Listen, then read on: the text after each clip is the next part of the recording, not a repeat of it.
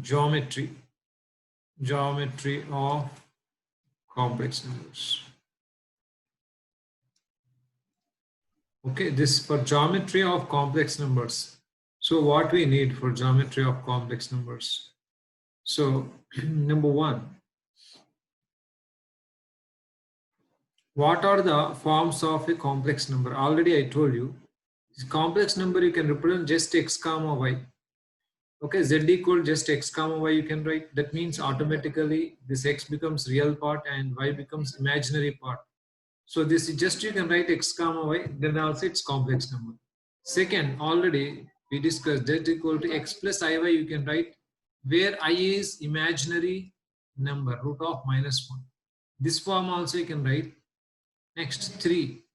So every complex number you can represent like this also. What is that? Modulus amplitude. Okay, cis theta. This form also you can write. This is called modulus amplitude form, or modulus in argument form, or polar form, or trigonometry form. In this, theta must be in the principal argument, minus pi to pi. So that form also you can write. Now vector form also there. Vector form. What is that vector form? Z equal to x plus iy you can write as xi plus yj. Okay, simply you can write this x comma y. So that means now this is position vector of z, point z, position vector of point z. This vector form also you can write. When you write vector form, you can use all the vectors you can use. All of vector concept you can use. So now that means here in vector concept, in vectors only you don't have z coordinate. Z axis is not there. Now your point here, px comma y is there. Px comma y is a complex number. Now OP becomes what? Position vector of P. So this OP bar, only you can write no OZ. OZ also you can write. So this becomes the xi plus yj. So that is the reason here we discuss this one. So now let's say here Z1 is there, here Z1 is there, and here Z2 is there. Z1 is there, Z2 is there. Okay, now Z1, Z2, this becomes a vector. Z1, Z2 becomes a vector. Now Z1, Z2. So Z1, Z2 vector. Z1, Z2 vector you can write. Z2 minus Z1 you can write. Just I wrote here, this is A, let's say this is B. So AB bar, what you can write? So OB minus OA. OB minus OA means Z2 minus Z1. So you can write like that. So all of the vector. So therefore, now this is OZ1 and this is OZ2. Okay, this is OA and OB. Like this vector form also, actually vector form is very useful. So vector form also you can represent, and Euler's form is there. Euler's form. So what is Euler's form? Euler's form is there. What is that Euler's form, you know? So Z equal to, this is mod Z into e to the power of I theta. That means now cis theta, that means cos theta plus I sin theta, you know this one. This can be written as e power I theta. E power I theta. All right. So now, now, yeah, these are the forms you can represent. Okay. So any form, this vector form very important. That is the reason I have to explain all this. And Euler's form also. Euler's form also very important. All right. So then, okay, we will see geometry of complex numbers now. So geometry of complex numbers means locus of a point. We say that's geometry of geometrical, okay, applications of this complex numbers. So now whenever we say geometry of complex numbers, we take Argand plane. In Argand plane, so here in a rectangular coordinate system,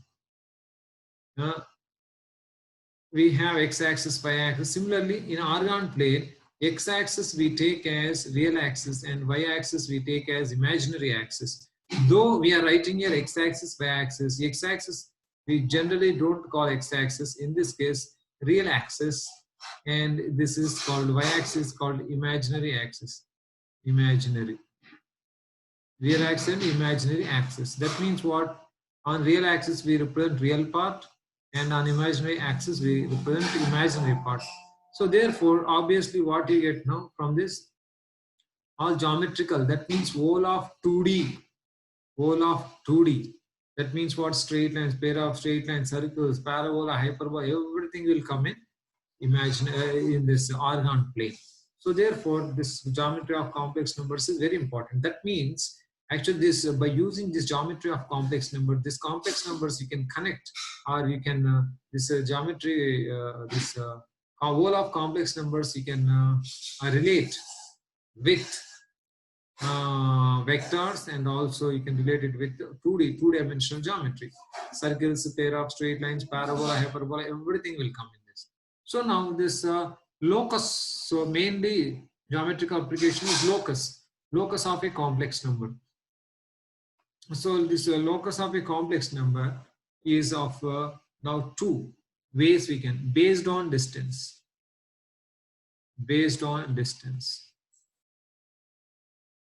So what we are discussing, locus of a complex number based on distance.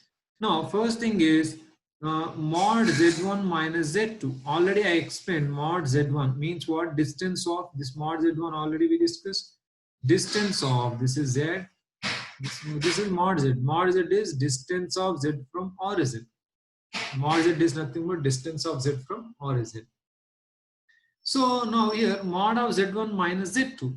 Just now I talked about this vector form. So here mod z1 minus z2, even if you do this one also, this is x1 minus x2, x1 minus x2 plus I times y1 minus y2 is what you get. Its modulus is what you get is under root of x1 minus x2 whole square plus y1 minus y2 whole square is what we get. So therefore, this is obviously distance between z1 and z2.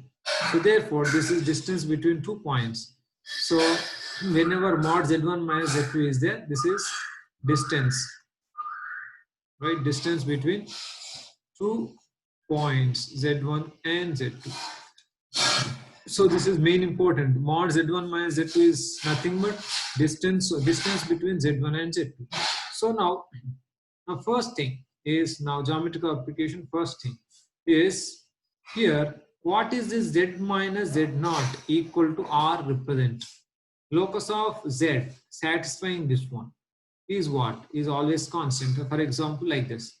For example, z minus 2 minus 3i equal to some 4. What is this represent? Very simply you can see na, distance between, this is distance between z and 2 plus 3i. So distance of z from 2 comma 3 is always a constant. So locus of a point moving in a plane such that its distance from a fixed point is always a constant is what? Is a circle. You know this one. So therefore this one is circle. So this one is circle. But so what I would say now here, what I would do is here. So this circle only, but what I will do, yeah, of course, if you write this one, automatically what you get now, x minus 2, right? X minus 2 whole square plus y minus 3 whole square equal to r square. If I write now 4 square is what we get. Here center of the circle becomes what? 2 comma 3, and radius of the circle r becomes 4. So that is what. So here also you know what is that you get now, x minus x naught. X naught y naught is the center. This is what z naught is the center. R is what is the radius. X minus x naught whole square plus y minus y naught whole square equal to r square. So this is the equation of circle we get. But here thing is, I am going to show you the standard form of equation of circle in complex numbers. So what is that? Z minus Z naught. Z naught is the center, Z is a variable point, right? So like this circle, this is what is Z naught, and this is what is R, and here is your Z. Z is anywhere here. Okay, Z is anywhere on the locus. Okay, so Z minus Z naught equal to R. What I will do is Z minus Z naught square equal to R square. I am writing general form. What is that we get now? So already we know mod Z square is Z into Z bar equal to mod Z square. So here Z minus Z naught into its bar. Z minus Z naught bar means this one. So, or you know already this, you can directly also expand, there's no problem. If you directly expand also, you get z z bar. Okay, mod z square. Next z z bar. Minus z z naught bar, z z naught bar minus z naught z bar. Plus z naught into z naught bar, z naught square equal to r square. So here, what I would say is z z bar, okay, minus. So minus here, minus z naught bar z, minus here uh, z naught z bar plus mod z naught square minus r square equal to 0. Let's write like this. And here what I will say is here put minus z naught equal to some alpha, and then minus z naught bar becomes alpha bar. Okay, this is one. And mod z naught square minus r square equal to put some beta. What you will get here, then the equation becomes, because this is a constant. Say mod z naught real number, r is a real number. These two are real numbers. So you can put that some constant. Okay, otherwise you can put a also, no problem. This one if you put a, this one if you put a, this becomes a bar. This you put as some b, put b. So then z z bar minus z bar minus only, then plus I'll write now. This is plus a minus z naught bar, that is a bar. So z bar plus a bar z plus a z bar plus b equal to 0 is equation of this is equation of circle in general form. Okay, I'll show you what is the equation of circle here. Or if you put alpha, no, generally in the books it will be given like this: z bar plus alpha bar z plus alpha z bar plus beta equal to 0. Either this way or you can write that way. What is the general form of equation of line? X square plus y square plus 2gx plus 2fy plus c equal to 0. I wrote here also same thing. Here x square plus y square is what? Z bar. Mod z square, no? Z bar is x square plus y square. Plus here 2x. Now here g into 2x is there here. G into 2x actually. So here g into 2x means, you know, z plus z bar. 2x means, you know, z plus z bar. No? 2x, 2 into real part of x, z bar equal to x plus f into here 2y. Actually 2x means z plus z bar. 2y means what? Z minus z bar by 2iy means this, z minus z bar. So now 2y means what? Simply z minus z bar by I. Okay, plus c equal to 0. This also comes to this form only. Z bar plus here, here gz plus gz bar plus. Here if I multiply and divide with I, then here I square becomes minus. Therefore what I can write is here minus will come, minus f I z. Okay, there minus has come, here I is multiplied, here I multiplied, here also I multiplied. So minus 1. So minus I minus f I z minus plus f I z bar plus c equal to 0. So this one again, what you can write, z bar plus here, if I take z common, then what I get, g minus if into z plus g plus if into z bar plus c equal to 0. So z bar plus this one you can take alpha bar. If I take alpha bar, this becomes alpha. These two are conjugate to each other. If I take this as alpha z bar, alpha bar z plus c, you can take some beta or something. So this is general form of equation of line. This is also general form of equation of line. Equation of circle, general form of equation of circle. So anyway, it's not a difficult thing that you can very easily remember. But in this general form, please understand, in this general form or in this general form, whatever you take in this general form, here very clearly you can understand. So alpha is center. Here also alpha means G comma F. Here also alpha is a center. Alpha is center. What is alpha is? Alpha is Z naught. No? Alpha is alpha. Okay. This alpha or A is here also in this case also alpha. Sorry, minus alpha. Minus alpha is the center. Here also minus alpha is center because minus alpha equal to what? Here Z naught is the center, right? So here minus alpha or A, whatever. Minus alpha or A, okay, equal to, okay, Z naught. Because here already we wrote no, A equal to minus Z naught. So Z naught is the center, that is minus A. In this case or in this case, you can see minus alpha is the center. And radius, what is the radius? Radius is already here. Radius is here. What is that radius? Radius is here. Here, what is the radius? Mod Z naught square minus R square equal to B. Okay, so R square becomes what? Mod Z naught square minus B. R square, R becomes under root of Z naught. You can write Z naught bar minus B, you can write. Okay, or in this case also, you can write same thing. Okay, if at all it is whatever, R equal to mod, this is center, Z naught square minus C or B, whatever constant. So yeah, that's what, C or B, whatever. In this case it's beta or B, or in this case it's C. What is this? This is the center and radius R square. Radius equal to under root of G square plus F square minus C. G square plus F square. G square of F square means mod alpha square. G square plus F square is mod alpha square minus C.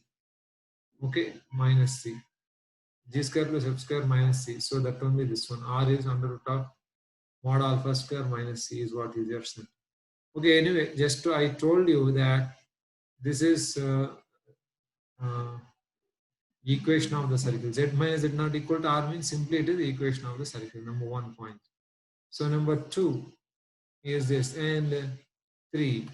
Let's say Z minus Z1 equal to Z minus Z2. Z minus Z1 equals Z minus Z2. What does it mean? Z minus Z1 equals Z minus Z2? Z minus Z1 equal, that means Z is equidistant from Z1 and Z2. In locus we study AP equal to BP. That means P is equidistant from A and B. So this is A point and this is B point. And now Z is equidistant. Z can be here or here or here, any point, anywhere on this line. Anywhere on this line. Z is anywhere on this line. So now here Z is anywhere on this line, or Z, this is P only, point P or Z. So you already learned AP equal to BP. That means what? Z is equidistant from Z1 and Z2. This is Z1 and this is Z2. So Z is equidistant from Z1 and Z2. That means what you get? Equidistant means what? This locus becomes what now? Locus is perpendicular bisector. Very clearly perpendicular bisector. So if Z minus Z1, modulus of Z minus Z1 equal to modulus of Z minus Z2, then locus becomes perpendicular bisector of line segment joining Z1 and Z2. Okay, and then here let's see this one. Mod of Z minus Z1 equal to mod of Z minus Z2 equal to mod of Z minus Z3. What you get? That means Z is equidistant from Z1, Z2, Z3. So this is Z1 and this is Z2 and this is Z3. So Z is equidistant from Z1, Z2 and Z3. Here Z is equidistant from Z1, Z2 and Z3. Now 3 points. Now these 3 points must be non-collinear. If they are collinear, then such Z doesn't exist. Now if Z is equidistant from Z1, Z2, Z3, then Z must be, where is this Z? Z must be only circumcenter. Z must be only circumcenter. Okay, this must be circumcenter. Then only it is possible. Okay, Z is equidistant means circumcenter. Right? This is capital R, right? So Z must be circumcenter. So here locus is what? Locus is circumcenter. Locus is circumcenter. Okay, otherwise such Z doesn't exist actually. If Z1, Z2, Z3 form a triangle, then Z becomes circumcenter. If Z1, Z2, Z3 are collinear, then such locus doesn't exist. Here, in this case, locus is only one point, that is circumcenter. But here, locus is a straight line, that is perpendicular bisector. Locus has infinitely many points. Okay, this is perpendicular bisector. Okay, let's go to next. Okay, so now let's take here here in this case circle with let's take now circle with end points of the diameter. So now let's say this is Z1 and let's say this is Z2. Okay, now Z is any point on the circle. Z is any point, then what should happen? Then this must form a right angle triangle because these Z1, Z2 are end points of the diameter. So here mod Z minus Z1 whole square, sum of squares of two sets, Z minus Z1 whole square plus mod Z minus Z2 whole square equal to mod Z1 minus Z2 whole square. Okay, sum of squares of two sides equal to square of the hypotenuse. This it must satisfy this one. So this one it should satisfy. But actually here, if at all no, if you again do this one, again if this one no, if you simplify no, this also will come in the form of this also will come in the form of the same say vector equation. Sorry, just a circle equation. What is that? Z bar plus alpha bar Z plus alpha Z bar plus beta equal to 0. This also will come in this form. So this is the equation of circle. And of course, then you have also